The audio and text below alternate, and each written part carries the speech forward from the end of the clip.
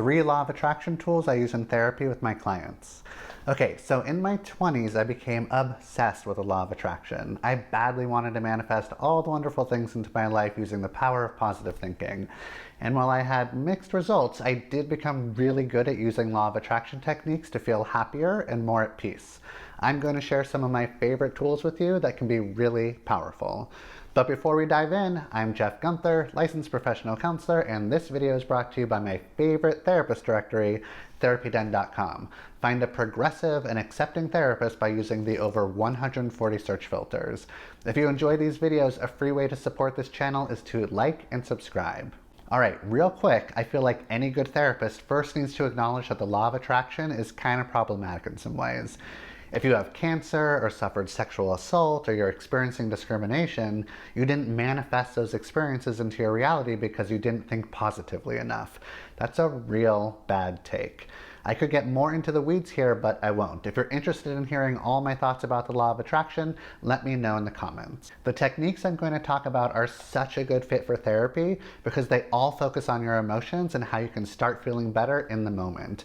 And that's basically all the law of attraction cares about. If you think better feeling thoughts, you'll be able to manifest all the good things you want. For this video, I don't really care whether the manifestation part is really true.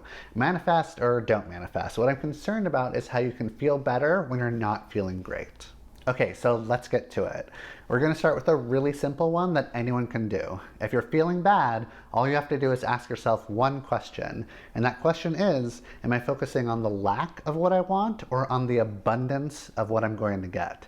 Chances are, if you're feeling sad, angry, annoyed, or frustrated, you're focusing on the lack or on the absence of something. And when we focus our attention on not having a thing, we're usually pretty bummed about it. For example, let's say you want to be in a lovely romantic relationship, but you're currently single and feeling a little lonely. You're most likely feeling sad and lonely because you're thinking about how you don't have a partner.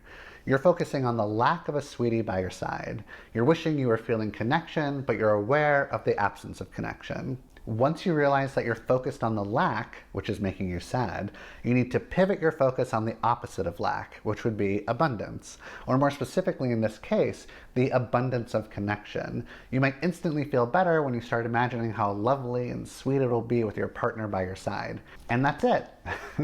Go ahead and stay focused on how nice it'll be when you're partnered, and try your best to stay in that emotional space of excitement and positive belief. You might be like, hey, but I'm still alone. Yeah, that's true. But now you don't feel like crap about it, and that's what these techniques will help you with. It might not change anything in your reality right then and there, but it will put you in a better feeling place. Okay?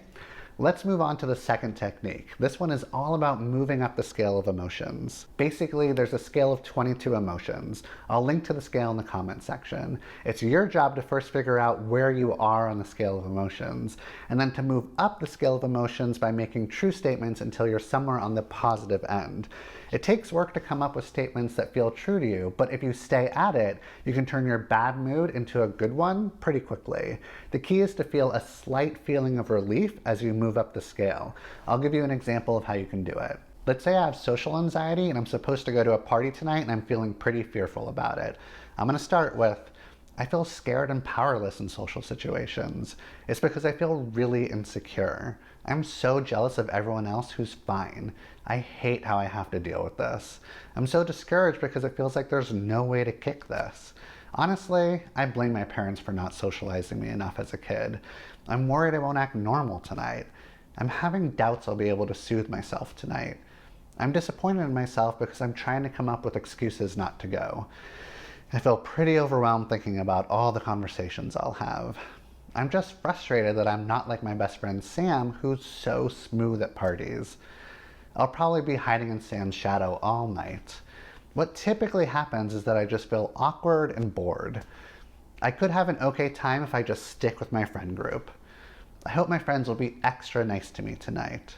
They're always so sweet and comforting when we go to parties together, and I feel relief knowing that I can count on them. I'm actually feeling really good about seeing my best friends. Every night is a fun adventure whenever we all hang.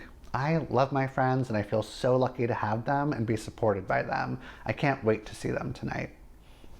So there you go. You can do this with anything. It helps if you write down the statements or type them up.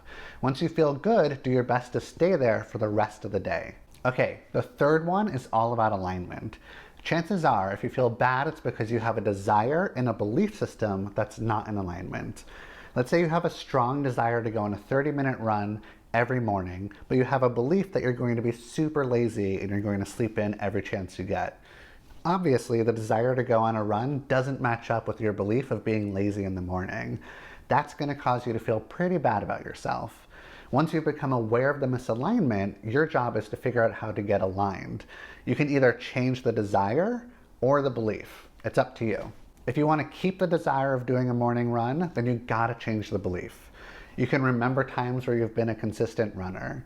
You can get pumped about buying all the running gear. You can create the perfect playlist. You can get a workout buddy that will keep you accountable. You can track your runs so you can see your progress. Whatever you need to do or say to change the belief system is your priority. Or you can change the desire to fit your belief system. You can allow yourself to have a quiet morning. You can look forward to pampering yourself with a long bath. You can sit in bed and journal or meditate. You can stop being so hard on yourself about exercise and instead make other healthy choices. Maybe you've been saying that you've been wanting to have a morning run routine, but haven't done it for a while, and it's just not going to happen right now, and it's okay to let go of that desire. Either way you go, you'll feel better once your desire is in alignment with your belief system. Now, before I sign off, I gotta warn you, these techniques will not work with every situation. If you're in an abusive relationship, then working out the scale of emotions isn't going to make you physically safer. Just like doing breathing exercises isn't going to get you out of that relationship. These techniques are nice little ways to shift your focus from negative thinking to positive thinking. If you want to hear about more law of attraction techniques that I like, let me know in the comments. If you want more therapy and mental health tips, make sure you subscribe. And if you enjoyed this video, a free way to support my channel is to like this video. Also, join me on TikTok with my over 600,000 followers. I'm informative and hilarious. You'll love me there. If you're looking for a counselor like me, check out therapyden.com to easily find a therapist near you.